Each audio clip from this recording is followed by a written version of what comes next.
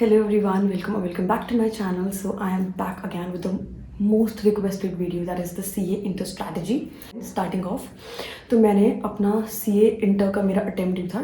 I'll be precisely talking about CA Inter, which was due in November 2018. So right after my CPT, I started to think कि ठीक है कैसे करना है, क्या करना है. And me, to be very honest, being from a very small town, me and my friend, we both went for CA Inter. We decided to relocate to Delhi. So while we went, coaching के लिए मैंने सोचा कि instead of going for एक subject ये एक subject वो, I can not manage. And तब तक मुझे पता नहीं था दिल्ली में कहाँ मेट्रो एंड एवरीथिंग. तो all I did was, maybe a lot of you have heard about it, I went to Laxmi Nagar. And वहाँ पे एक कोचिंग होती थी उस टाइम पे. Now I am just not aware of it. It's there, not I am not aware of it. It was toppers coaching, the main mentor being Bhagwan Lal sir. तो हम वहाँ गए. वहाँ पे I enrolled myself for like both groups because I was very sure in my mind that I have to give both groups in a single go. So this is how it went. So this was how I decided about my coaching. और मैंने दोनों groups के लिए enroll करा, which was 8 subjects, and they promised to complete that in good 6 months, which they did also. So मेरी coaching start हुई. So talking about the coaching thing, देखो सबसे पहले ना आप श्योर हो जाओ कि आपको सिंगल ग्रुप देना है बोथ ग्रुप, बिकॉज वो एक बेस फाउंडेशन है. वो आपको ना ये नहीं होना चाहिए कि पहले एक फर्स्ट ग्रुप की कोचिंग लेके देख लेता हूँ फिर सोचते हैं. No, you should be very clear in your mind कि आपको दोनों, क्योंकि आपकी प्रिपरेशन उसी पे डिपेंड करेगी. अगर आप दोनों ग्रुप दोगे ना तो आप डे 1 से इतने सीरियस होगे.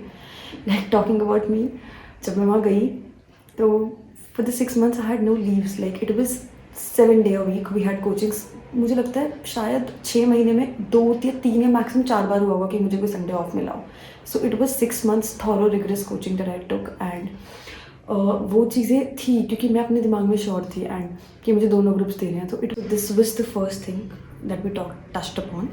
Second one being completing a syllabus in the exact 6 months. और आप ना एक चीज़ जो मैंने की थी और आई थिंक वो मुझे बहुत ज़्यादा हेल्प की थी to clear it with such gracious score was, जब मैंने अपना फर्स्ट ग्रुप कंप्लीट किया उसके बाद जब मैं सेकंड ग्रुप की कोचिंग ले रही थी तो I used to take out 1.5 hours daily कि मैं ग्रुप 1 पीछे से रिवाइज करूँ. तो हुआ क्या था, जब मैं ग्रुप 1 मैंने पढ़ लिया, ग्रुप 2 में साथ पढ़ रही थी, बट मुझे था कि कहीं मैं ग्रुप 1 ना भूल जाऊँ, तो मैं डेली 1.5 से 2 घंटा निकालती थी और मैं ग्रुप 2 रिवाइज करती थी. और पता है इवन ग्रुप 2 के साथ ना मेरे 3 सब्जेक्ट्स ग्रुप 1 के रिवाइज हो गए थे in a span of 3 months. So that was like a added thing. The third thing which is like the most asked upon is the that how many subject coachings you took, how did you manage. So देखो एक चीज़ मैं सबको बताना चाहती हूँ कि इतना ज़्यादा ना ऐसा कुछ नहीं है कि आपको ज़रूरी है कि इतना टफ सिलेबस है कि आपको 8 सब्जेक्ट की कोचिंग लेनी है. Guys don't waste your time a lot on the coachings.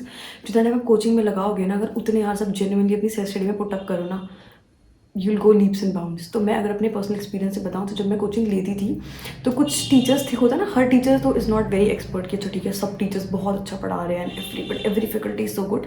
सो जब मुझे लगा कि हाँ ठीक है ये सब्जेक्ट ऐसे मैं खुद कर सकती हूँ because I am theoretically I am good, तो मैंने law, audit, eco F M and EISSM, तो मैं इन सब्जेक्ट्स की सेल्फ स्टडी करती थी. तो मैं क्या करती थी उसी सेम स्पैन में मैं लाइब्रेरी जाके बैठ जाती थी. I used to study on my own.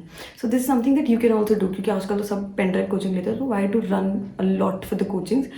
YouTube पे इतना कंटेंट अवेलेबल है, तो आप चाहो तो कुछ सब्जेक्ट की सेल्फ स्टडी कर सकते हो. It will save a lot of your time and will be really productive at the other and.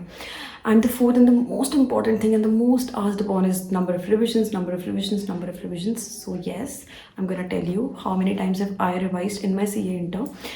At that point of time, I had done good 4 revisions in those 3 month span. मैंने उस 3 महीने में अच्छे खासे 4 revision, like genuine good revision मैंने 4 किए थे.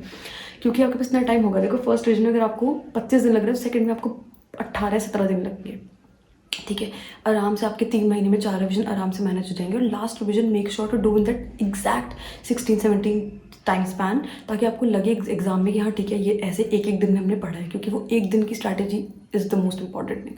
जब भी पढ़ रहे हो अपने नोट्स इस तरीके से बनाओ कि लास्ट में एक दिन में चीज़ समराइज हो जाए. बिकॉज अगर एक दिन में नहीं पढ़ा कोई फ़ायदा नहीं है पढ़ने का, पहले कितना भी पढ़ लो. ठीक है, so to give a brief about and to summarize 4 most important things is, सबसे पहले deciding on your coachings based on कि आप सिंगल ग्रुप दे रहे हो या both groups. Second one being deciding कि आप किस सब्जेक्ट की सेल्फ स्टडी कर रहे हो. थर्ड वन जब आप ग्रुप 2 पढ़ रहे हो तो मेक श्योर कि आप ग्रुप 1 साथ साथ करो। अगर आप दोनों ग्रुप दे रहे हो, अगर सिंगल ग्रुप दे रहे हो देन दोज नो प्रॉब्लम, ताकि चीज़ें आप भूलो ना। और fourth one, number of revisions बहुत ज़्यादा इंपॉर्टेंट है। लास्ट में रिवाइज नहीं करोगे, 4 बारी 3 से 4 बार आंखों के सामने से नहीं गुजरेंगी चीज़ें, एग्जाम में याद नहीं आएंगी। So these are the 4 pro tips that I want to give and that I followed during my CA intro, and I scored quite a good score, which was 465 out of 800. And in case you guys need any help, any guidance, you can always connect to me over mail, over Instagram, over the comment section. I'm always ready and keen to reply to you in the comment section below. And thank you for the love and support. Keep showering love.